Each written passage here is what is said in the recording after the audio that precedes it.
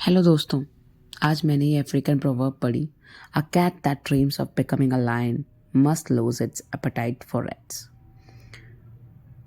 इसका मतलब है to achieve greatness you must let go of all the habit that could hold back your progress.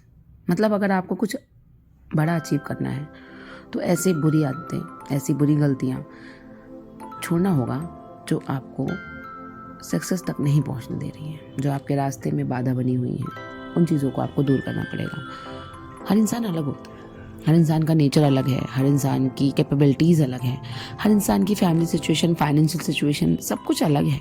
किसी के पास बहुत टाइम है, कोई जॉब में है। मतलब हर व्यक्ति अपने आप में एक यूनिक आइडेंटिटी लेके घूम रहा है और उसकी गलतियाँ भी उसके अकॉर्डिंग होती हैं। अपनी अपनी गलतियों को एनालाइज करके उन पे काम करना ही हमें सक्सेस तक पहुँचाएगा। आप कुछ भी कर लो, अगर अपनी गलतियों पे काम नहीं किया तो मुश्किल है कि हम कुछ भी अचीव कर पाएँ। मैंने कई बार प्री निकाला, मेंस तक पहुंची और उसके बाद फिर ज़ीरो से स्टार्ट किया, फिर फेल हुई। इस सब लेसन्स कहीं ना कहीं मेरी कमियां जो हैं उसे ये बात स्वीकार करने में कोई हर्ज नहीं है कि मैं अपनी कमियों पे शायद उतने अच्छे से वर्क नहीं कर पा रही हूँ। और मुझे ना सबसे टफ टास्क लगता है अपनी कमियां ढूंढकर उन पे काम करना।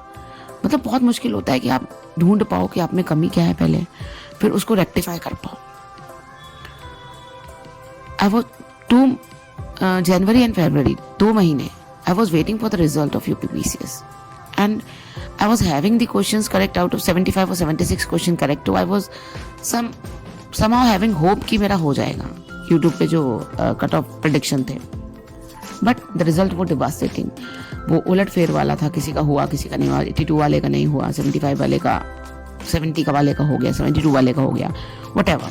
अब जो गया सो गया, उस पर मातम हो चुका, रो चुके जितना रोना था, जो करना था कर चुके। Now it's time to heal yourself. उठ के काम करना ही पड़ेगा।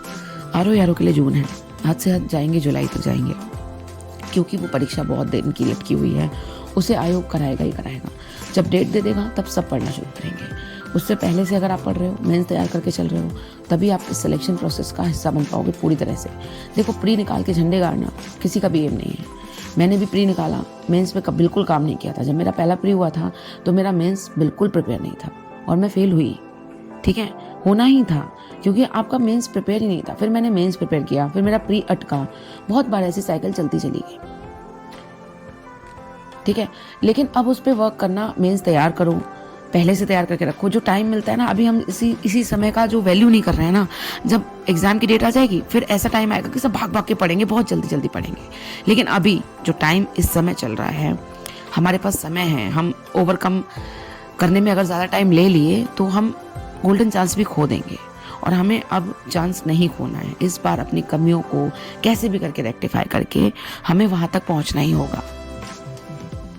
क्योंकि हमारे पेरेंट्स की भी ना कुछ उम्मीद होती है हमसे, और पेरेंट्स छोड़ो, हमारी खुद की कुछ उम्मीदें होती हैं। फेल होते होते हम खुद को एक सेल्फ डाउट की कंडीशन में रखने लग जाते हैं कि क्या हम कर नहीं पा रहे हैं, क्या हमसे हो नहीं रहा है।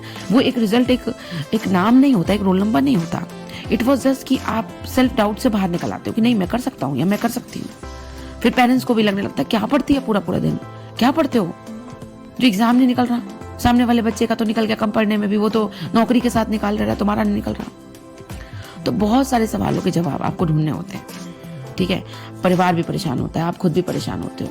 एक मेंटल स्ट्रेस की कंडीशन बन जाएगी और फिर धीरे धीरे उसी के लूप में हम फंसते चले जाएंगे। तो कहीं ना कहीं इससे बाहर निकलने की जरूरत है दोस्त। Start your life, restart your life. दोबारा से शुरू करो, रीस्टार्ट अगेन। बार बार कोशिशों के बाद जो गलतियां हो रही हैं उनको रेक्टिफाई करना ही पड़ेगा। कैसे भी करके उन्हें ढूंढो, उन्हें दूर करो और इतनी मेहनत झोंक दो कि मतलब कुछ भी हो जाए, भाग्य को बदलना ही पड़े आपकी मेहनत के आगे। और कुछ नहीं है लाइफ में यार, जब तक कुछ अचीव नहीं कर लेते ना अपनी लाइफ में, कोई लड़की हो या लड़का, लाइफ में कुछ नहीं धरा, कुछ भी नहीं। एवरीथिंग इज लाइक, अब मैं ये नहीं कहती कि आप एग्जाम क्वालिफाई करके कुछ अचीव कर सकते हो, आप बिजनेस में भी अचीव कर सकते हो, आप कोई भी प्लान लेकर चल सकते हो, but you have to do something. आप खाली नहीं बैठ सकते, ऐसा काम करना ही है जिसकी वैल्यू हो सोसाइटी में, अपने आप में, और अपनी नजरों से नजरें मिलाकर कह पाओ कि हाँ, this is a valuable work for me. यही सपने मैंने देखे थे। कुछ भी हो, अगर किसी का ड्रीम सिर्फ पैसा कमाना है तो पैसा कमाने के लिए सिर्फ ये सोर्स थोड़ी है, कोई भी हो सकती है। मतलब कुछ भी हमें करना ही है तो उठो और जागो, तब तक लगे ही रहो। मेरा बस यही है सबसे कहना। Comment section